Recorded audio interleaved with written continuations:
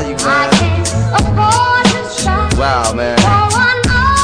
Bro, she's from, let me tell you about her.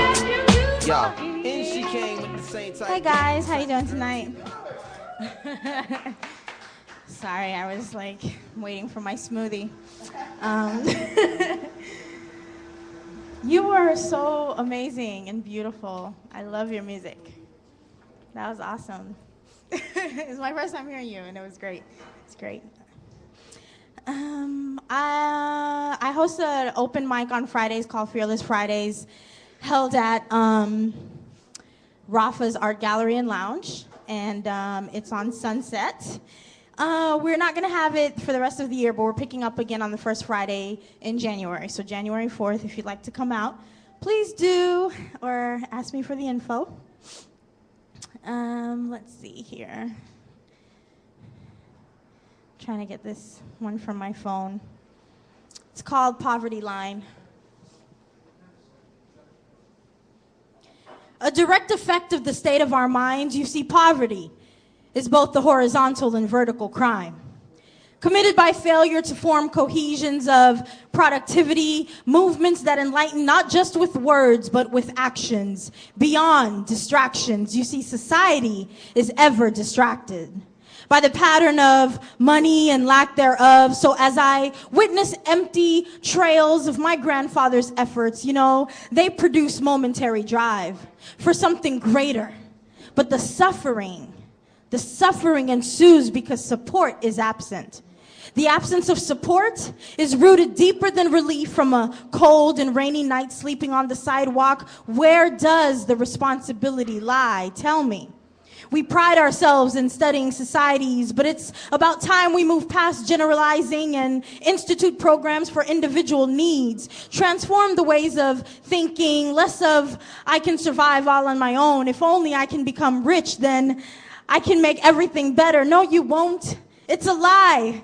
You can't. The system really isn't set up that way. Instead, trust in the power of unity, because building together will produce a stronger foundation, stronger than your long nights and solitary streams of great ideas. Poverty for some feels like being stuck in a tradition you wish you never adopted, but are too scared to break out of for fear of having even less than what you started with, or not knowing what to do with what you acquire. You see, this threshold is screaming for literacy of the economic kind, because rightfully so, how can you manage your finances if you've never been shown and you've only been told that living below the line is as American to them as eating apple pie?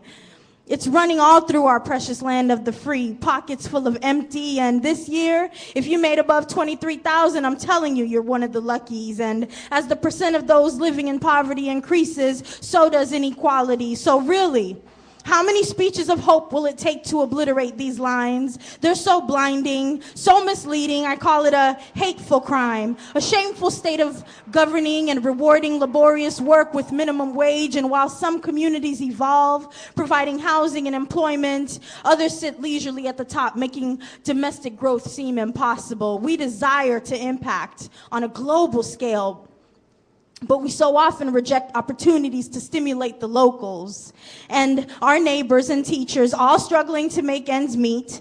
Compassion draws many of us to the aid of those in other countries, but for many of us, bitterness fuels the dismissals we impose on the homeless and underprivileged on our own streets. What we need is to care more about the advancement and well-being of our community than they do, because the reality is we do.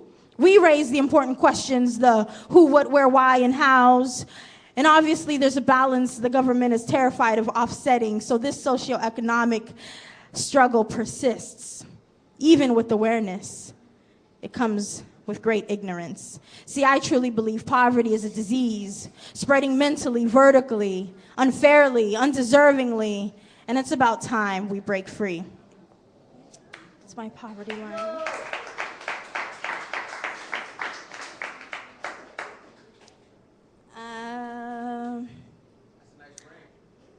My ring? Thank you. It's nothing to do with poverty, Sewell. Yeah, but well, I mean, it was $1, so yeah, it's pretty cool. It's priceless. It's bling bling. It's one of my very few bling bling items. Yeah.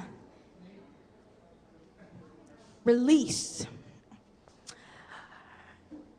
I wrote this is short, but I wrote this after, one of those weird situations with someone I was probably not, that was overdue for me to, be talking to, and you just kept talking to him, and then it's like, okay.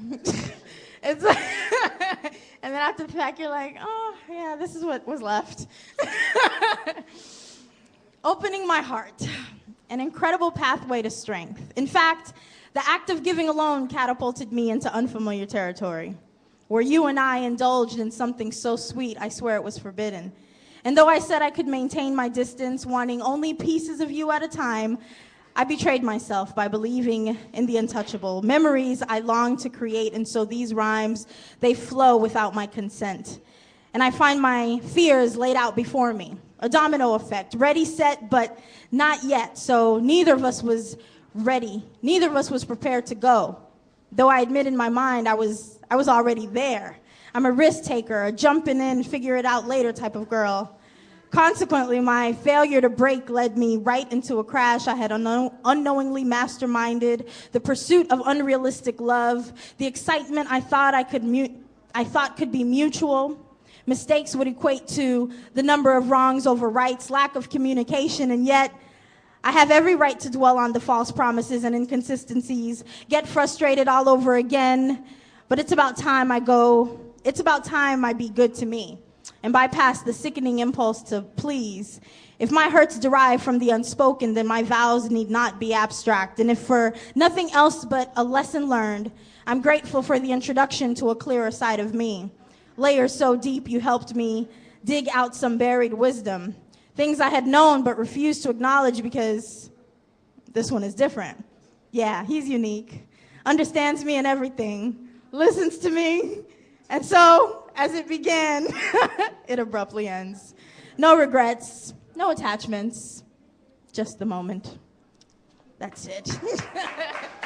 Thank you, C. Will. That's all. Let's give it for Barb, everybody.